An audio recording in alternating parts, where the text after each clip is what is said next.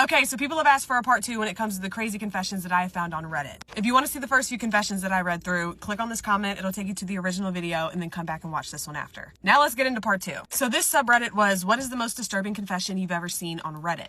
First one said, to make it short, he confessed that his wife cheated on him with their neighbor and he was completely lost. When after posting on Reddit for advice, he tried to file for divorce, his wife unalived their children to not let him get custody. I think she got a life sentence. Someone responded and said, I remember reading that one as it came out and it just got worse and worse. Everyone wanted him to leave her and he was right to leave her. She was terrible to him and a terrible person to be around the kids. I remember the update that sent it over the edge with her sexting the neighbor while sitting next to her husband during a get-together with said neighbor and the neighbor's wife. Who wouldn't end things after that? The final update with the news story was completely unexpected. The next one said, this story about how this one guy played a prank on his brother trying to make him slip in the bathroom and ended up accidentally paralyzing him for life. This one said, the guy who fucked up the gas line at his apartment complex and unalived everyone inside. Someone responded and said, I remember this one. He apparently left a towel/cleaning cloth on the exhaust, which led to the smoke/gas building up inside, suffocating everyone. When he returned to the place of incident, he recalled leaving it there and threw it out without anyone seeing as it was left behind the building. Now, this one was actually crazy, and I genuinely want an update on this one. But this one said, there was a dude a week or so back that admitted to hitting and killing a young lady in California a few years ago. This was in the comment section. His reasoning for telling about it was that the statute of limitations was up, so nothing could be done about it. He even named the intersection of the two streets that it happened at. Someone else replied to his admission with a link to the article about the whole situation, all by chance, because this person remembered reading about it way back when, and even knew the intersection and the two streets the dude mentioned in his admission. And then someone in the comment section actually posted the article of the incident. Mother killed, baby hurt by hit and run driver. A 19-year-old mother holding a baby in her arms was struck and killed by a hit and run driver as she tried to get into her car on a busy Reseda Street, Los Angeles, police say Monday. Ruby Marino died at Valley Presbyterian Hospital of injuries suffered in the accident. Her year-old daughter was being treated for cuts at Northridge Hospital Medical Center. Witnesses say Marino, who had visited relatives nearby, was attempting to get into her car on the driver's side. A 1976 Chrysler traveling at an estimated 100 miles per hour sped east on Vanoan, apparently swerved to miss a van that was making a right turn, then continued barreling down the street. The impact sent Marino and the baby flying over a parked car and into another. The baby flew from Marino's arms and landed in the street about 5 feet from the sidewalk. The drivers, who witnesses said may have been intoxicated, hit a parked car, then tried to turn onto a side street. He drove onto a curb instead and then ran away. No arrests had been made and police were still investigating the accident. Now, this one, someone was making a personal confession about something that they just haven't really talked about with anyone ever. They said, throwaway for obvious reasons. When I was 12, I was babysitting for a family in my subdivision. There were 2 little girls, 3 and 6, and a 5-month-old baby. I had experience babysitting, but wasn't great with babies. I was real nervous and not the most responsible/adult kid anyways. The girls were sitting on the living room floor reading, and the baby started crying from her crib. I picked her up and took her into the kitchen to warm up her milk bottle in the microwave. I simply dropped her. I have been over this 1,000 times in my head, and there is no other way I can explain it. I dropped her, and her head hit the tile floor. She was very clearly unalived immediately. The weirdest part is how calm I felt, like I turned into a robot. I told the girls to go to the basement immediately and called my dad and told him what happened. Then I sat at the kitchen table for 10 minutes while he came over. He drove the girls to our house to be with my mom, then drove me and the body to the hospital. Obviously, nothing could be done.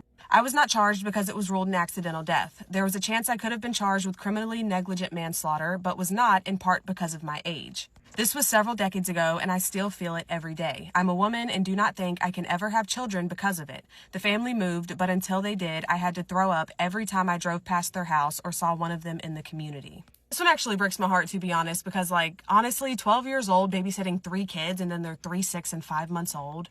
Obviously, that was a different time, I get it, but it's that is so sad, oh my God, okay. Next. This one said, a nurse once shared that an old man confessed to sabotaging his brother's parachute during World War II because they were in love with the same woman. His brother died and the woman married someone else anyways. He said he lived with the guilt every single day. Someone responded and said, we have a very similar story in my family. Not World War II or brothers, but my grandfather died on jump when his main and reserve parachutes failed. His best friend was the safety officer of the jump. Roughly 9 months later, my grandma gave birth to one of my aunts, who years later we learned was actually fathered by the best friend's safety officer and not my grandpa. Naturally, some members of my family don't think it was a simple accident. That is... trust nobody.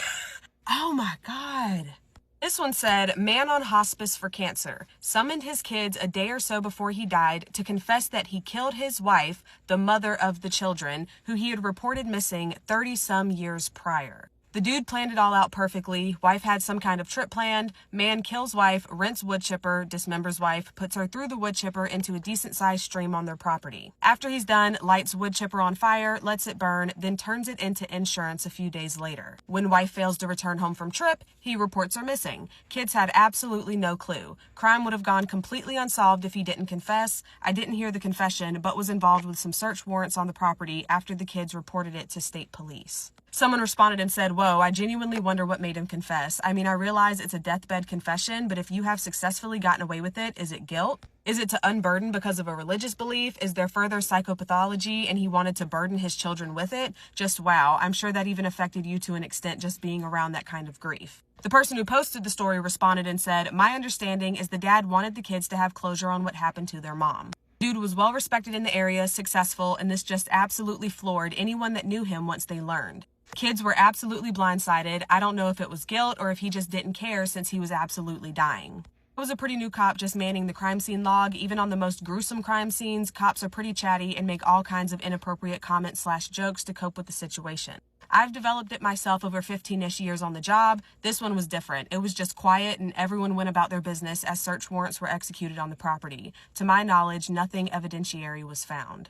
The next one said, when I was a really young kid, like diapers until about 10 or 11, I had this neighbor that I knew my entire life. Was super friendly, always offered help if he saw someone that needed it. Always offered water or lemonade to us kids when we were playing outside, and just a genuine happy old guy that liked being nice and helpful to his neighbors in a genuine and not even remotely creepy or threatening way. When I got older, like 10, 11-ish, I was told that he spent a long time in prison for a double homicide. He was never a problem prior, wasn't a known alcoholic, no anger issues or anything. But he came home from work early one day and walked in on his wife sleeping with someone else in their bed. He flipped the fuck out. Ended up throwing one of them into the bathroom sink, breaking it, and then ripped the cast iron or galvanized steel drain pipe out and savagely beat both of them to death. He was given a relatively light sentence because it wasn't premeditated and was a crime of passion, and was a model prisoner, so was released early with good behavior, and he moved back into his house and lived the rest of his days as like the perfect older super nice neighbor.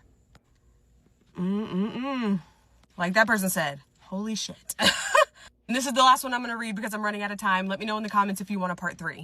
Said, not the most disturbing, but very sad. A young girl catfished a woman pretending to be a man the same age as her and convinced her to move states and leave her entire life behind. The woman thought that she was going to meet her new boyfriend and start a new life. Then when she got off her flight and went to the place that they were scheduled to meet, the woman emailed her to find out where he was, and the girl then deleted her email address and never spoke to the woman again. Someone responded and said, I think it's disturbing because in that confession, OP still kind of blamed the woman for falling for it. Like, how are you, a child, going to invest months of your time manipulating someone and then claim after the fact that they should have noticed the red flags you planted? The person who posted the story responded and said, yeah, exactly. The woman she catfished was clearly just a vulnerable, lonely woman looking for a better life. It sucks that we'll never know what happened to her. I hope she was able to recover from it and live a happy life afterwards. People are insane. But let me know if you want a part 3. Love you. Bye.